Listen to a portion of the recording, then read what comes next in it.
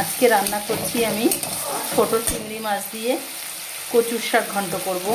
এখানে আমি কালো জিরে তেলের উপরে দিয়ে নিয়েছি, তার সঙ্গে চিংড়ি মাছটা দিয়ে নুন আর হলুদ দিয়েছি। এর সঙ্গে অ্যাড করে দেবো কাঁচা লঙ্কা।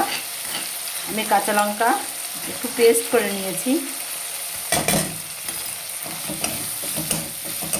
আর এর সঙ্গে এখন অ্যাড করে দেবো কচুর শাকটা। এই যে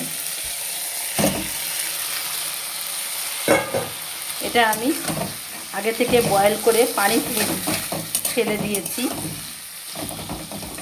এখন সব কিছু একসঙ্গে মিশিয়ে নিয়ে অনেকটা সময় ধরে রান্না করতে হবে। 20 থেকে 30 মিনিট আমি গ্যাস কম করে ধীরে ধীরে আস্তে আস্তে রান্নাটা করব।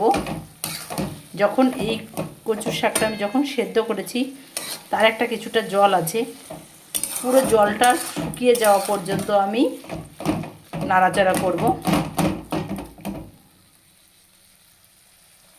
আপনারা কে কে পছন্দ করেন এরকম রান্না অবশ্যই কমেন্ট করবেন।